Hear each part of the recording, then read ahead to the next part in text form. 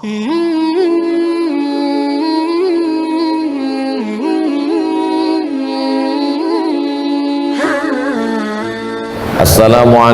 warahmatullahi wabarakatuh.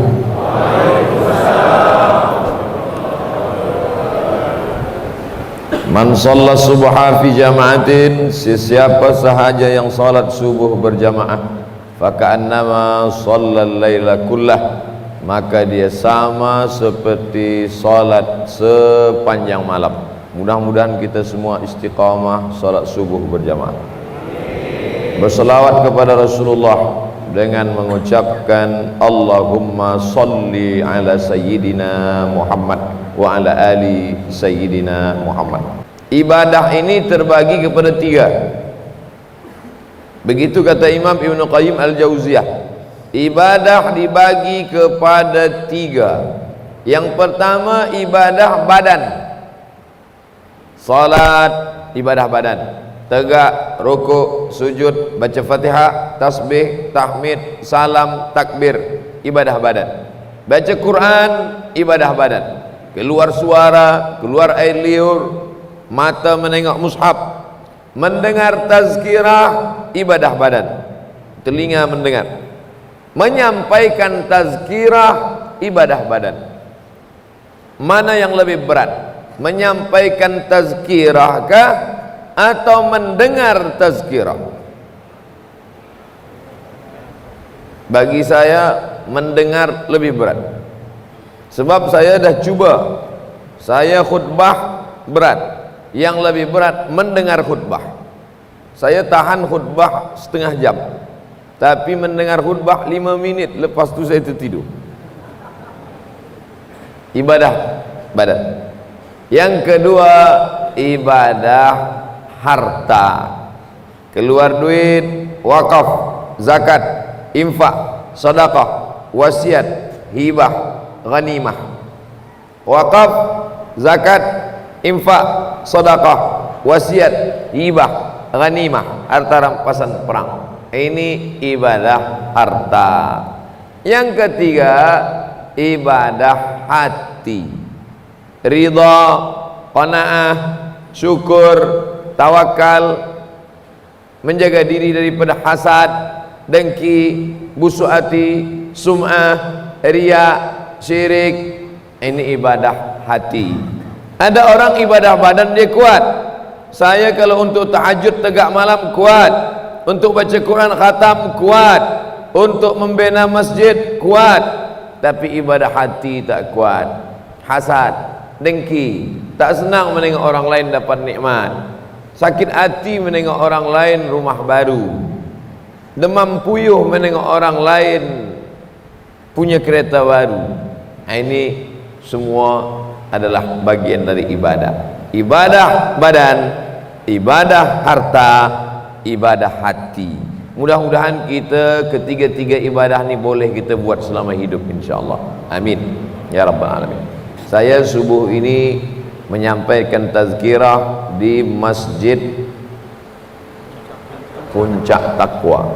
Seumur-umur hidup tazkirah di Masjid Ikhlas pernah, Masjid Takwa pernah, tapi di Puncak Takwa baru subuh. Ke Puncak Takwa. Dalam Quran kita hanya disuruh takwa saja. Ya ayyuhalladzina amanut taqullah. Khatib naik ke atas mimbar, usikum wa nafsi bi taqwallah. Tapi rupanya ada puncak takwa. Rasa-rasa selama saya bagi tazkirah di Semenanjung tak ada masjid puncak takwa. Orang-orang Semenanjung, orang Indonesia, Singapura, Thailand, Brunei Darussalam, bila nak sampai ke puncak takwa datang ke Sabah. Mudah-mudahan kita sampai pada puncak takwa. Puncak takwa bukan takut pada yang haram. Puncak takwa bukan takut pada haram. Sebab takut pada haram semua orang insya-Allah takut khamar, takut dadah, takut zina, takut riba. Orang sampai pada puncak takwa adalah takut pada yang subhat. Takut pada yang subhat. Imam Hanafi ni kaya. Imam Hanafi banyak duit. Imam Hanafi punya banyak duit, ada orang meminjam duit kepada Imam Hanafi. Assalamualaikum Imam Hanafi. Waalaikumsalam. Pinjam saya duit Imam Hanafi. Nah, ini duit, pakailah. Imam Hanafi pergi ke rumah orang yang dia ada pinjam duit itu. Di muka rumah orang tadi ada pokok kayu. Pokok kayu rimbun, rindang. Panas. Imam Hanafi tegak di bawah matahari yang panas. Imam Hanafi tidak bernaung di bawah pokok kayu yang rimbun, yang rindang tadi. Orang bertanya, Imam Hanafi, ya, kenapa tidak bernaung di bawah pokok kayu di depan rumah dia? Apa kata Imam Hanafi? Dia ada pinjam duit pada saya. Bila saya tegak di bawah pokok kayu dia, maknanya saya mengambil manfaat daripada utang dia. Ai kullu qardin jarra naf'an fahuwa riba. Setiap sesuatu mengambil manfaat daripada pinjaman berarti riba. Padahal duduk tegak di bawah pokok kayu, apa salahnya? Takkan dia rugi. Tapi Imam Hanafi bukan menjaga diri dari yang haram, menjaga diri dari yang syubhat. Adapun orang sekarang, bila dia bagi pinjaman pada orang, bukan jangankan nak tegak di bawah pokok kayu rindang, pokok kayu itu sekali dia ambil. Tak takut pada yang syubhat. Na'udzubillah. Oleh sebab itu puncak daripada takwa adalah takut membuat yang halal kalau menjerumuskan pada yang haram. Inilah puncak daripada takwa. Berat. Sembayang di masjid takwa pun berat, apalagi sampai kepada puncak takwa. Ibadah badan kita dah kaji, ibadah hati kita dah kaji. Subuh ini kita akan bahaskan tentang keutamaan membelanjakan harta di jalan Allah Subhanahu wa taala. Semua jamaah haji daripada Aceh, Pulau Sumatera, yang paling tinggi di atas Aceh, di bawah Aceh Medan, di bawah Medan Riau, kampung halaman saya, di bawah Riau Jambi, di bawah Jambi Palembang, di bawah Palembang Lampung, lepas Lampung menyeberang ke Jakarta.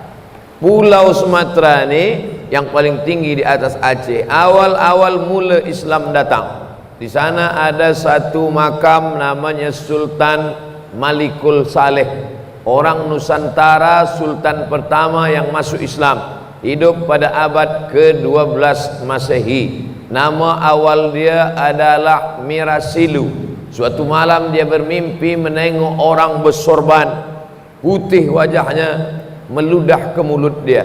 Hai Mirasilu, buka mulut engkau. Mirasilu membuka mulutnya. Orang bersorban itu meludah ke mulutnya. Bangun dia dari tidurnya, dia boleh membaca Al-Quran. Rupanya yang dia tengok itu Sayyidina Maulana Muhammad sallallahu alaihi wasallam, raja pertama di Nusantara. Hari ini semua jamaah haji Aceh bila dia balik dari Makkah mendapatkan duit 5 juta rupiah, lebih kurang sekarang ini berapa ringgit tuh, pokoknya banyak lah.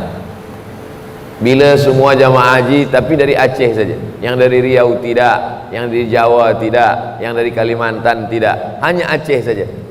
Mengapa jamaah haji Aceh bila balik dari Makkah dapat duit, orang lain balik habis duit? Orang lain balik dari Makkah habis duit, tawaf wada, menangis di pintu Ka'bah.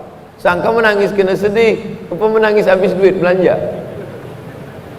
Tapi jamaah haji Aceh balik mendapatkan duit. Sebab apa? Sebab dulu ada seorang ulama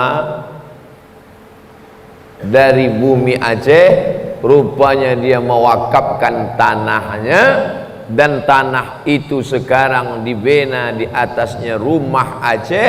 Maka setiap jamaah haji dia berwakaf, ini saya wakafkan tanah bagi semua jamaah haji Aceh yang datang. Maka semua jamaah haji yang datang itu diambil duit daripada tanah ini untuk mereka. Tapi wakaf tak boleh dialihkan pada yang lain. Diambil duit dibagikan kepada pelajar-pelajar, tak boleh.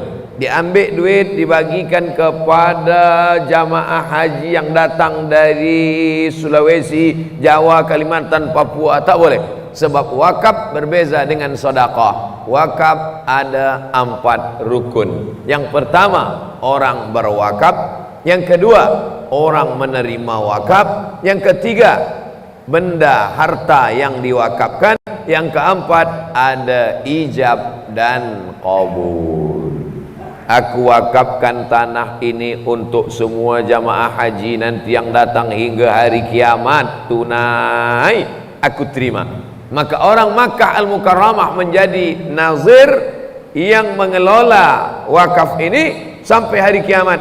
Mengalir pahala pada yang meninggal dunia, duit mengalir pada orang yang menerima, sampai bila madamatis samawati wal ard, selama langit di atas, selama bumi terkembang, maka sampai hari ini tak putus wakaf. Inilah amal yang kita inginkan.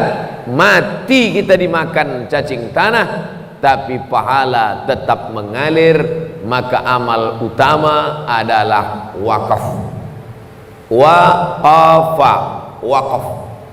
Dalam bahasa Arab, wakaf berhenti. Ada baca Quran ni wasal. Bismillahirrahmanirrahim. Qul huwallahu ahadun Allahus samad lam yalid wa lam yulad wa lam yakul lahu kufuwan ahad. Wasal, bersambung. Waqaf. Bismillahirrahmanirrahim. Qul huwallahu ahad Allahus samad lam yalid wa lam yulad wa lam yakul lahu kufuwan ahad. Waqaf. Kenapa harta ini disebut waqaf? Kerana harta ini berhenti. La yuba'u, tak boleh dijual. Wa la yurasu, tak boleh diwariskan ke anak cucu. Wa la yuhabu, tak boleh dihibahkan ke orang lain. Tanah ini saya wakafkan, berhenti dia. Selama ini ada hasilnya masuk ke poket kantong saya, tapi selepas ini dia wakaf. Anak saya pun tak boleh mengambil, tak boleh dihibahkan pada orang lain, tak boleh diperjualbelikan. Oleh sebab itu, bila ada orang yang berkata Islam menganjurkan kita susah, Islam menyuruh kita miskin, Islam menyuruh kita tak perlu penting pada harta, maka ayat yang dibaca tuan imam rakaat pertama tadi, idza nudiya lis-salati min yaumil jumu'ati fas'au ila dzikrillah, kalau sudah dipanggil pada hari Jumat, Allahu Akbar, Allahu Akbar, hari Jumat, fas'au ila dzikrillah, datang ke masjid puncak takwa, wadharul bai', tinggalkan jual beli. Tidak sah jual beli hari Jumat bila azan sudah berkumandang. Allahu Akbar, Allahu Akbar, saya beli benda ini tunai, tak sah jual beli sebab azan sudah berkumandang. Tapi bila salat Jumat sudah dilaksanakan, fa idza qudiyatis shalah, kalau salat sudah dilaksanakan, fantashiru fil ard, bertebaranlah di atas muka bumi, fas'au ila dzikrillah, bertebaranlah di atas muka bumi, wabtaghu min fadlillah, cari karunia Allah Subhanahu wa taala. Maka beza doa masuk masjid dengan doa keluar masjid. Doa masuk masjid, Allahumma ftahli abwaaba rahmatik, bukakan untukku pintu rahmatmu ya Allah. Doa keluar masjid, Allahumma inni as'aluka min fadlik, berikan aku rezekimu ya Allah. Mengapa keluar masjid kita doa minta rezeki? Sebab nanti keluar masjid, carilah rezeki sebanyak-banyaknya. Sila menjadi orang yang paling kaya, kebun sejauh mata memandang, duit sebanyak-banyaknya. Tapi tujuan bukan memperturutkan hawa nafsu, bukan nak kaya memijak orang susah, bukan ingin punya harta lalu menyia-nyiakan manusia lain. Tapi tujuan punya harta dalam Islam adalah supaya berwakaf. Ini satu contoh wakaf orang Aceh yang saya sebutkan tadi. Tapi ada yang lebih tua lagi daripada wakaf orang Aceh. Apa dia? Wakaf Utsman bin Affan. Masa itu Nabi SAW memerlukan air. Datang Utsman bin Affan, dia beli perigi tempat air. Zaman dulu siapa yang punya perigi sumur air, dialah orang yang paling kaya. Sebab apa? Sebab air mahal. Sampai hari ini pun lebih mahal air daripada minyak. Menggali tanah, mendapatkan air, maka orang sudah punya duit banyak. Dibeli oleh Utsman bin Affan, diwakafkan di jalan Allah. Ambillah wahai umat Islam, nak mandi, nak wuduk, nak minum, nak guna hari-hari, pakailah lillahi ta'ala.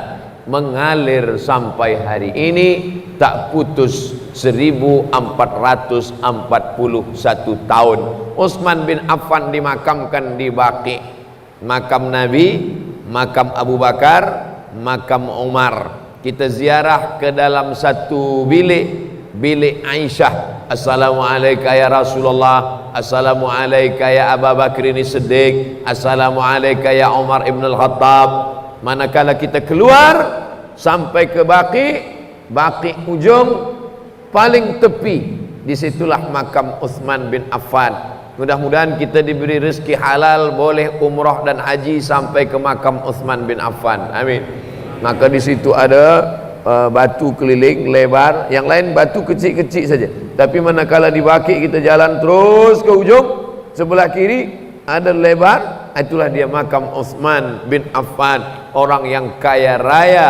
Utsman bin Affan tidak ikut jihad perang Badar, tapi dapat pahala perang Badar. Perang Badar Utsman tak ikut sebab istri dia sakit. Anak Rasulullah SAW dia nikahi 2 orang, meninggal 1, lepas tu dia menikah 1 lagi, maka dia disebut dengan Dzun Nurain. Dzu punya, nur cahaya, Dzun Nurain, orang yang punya 2 cahaya.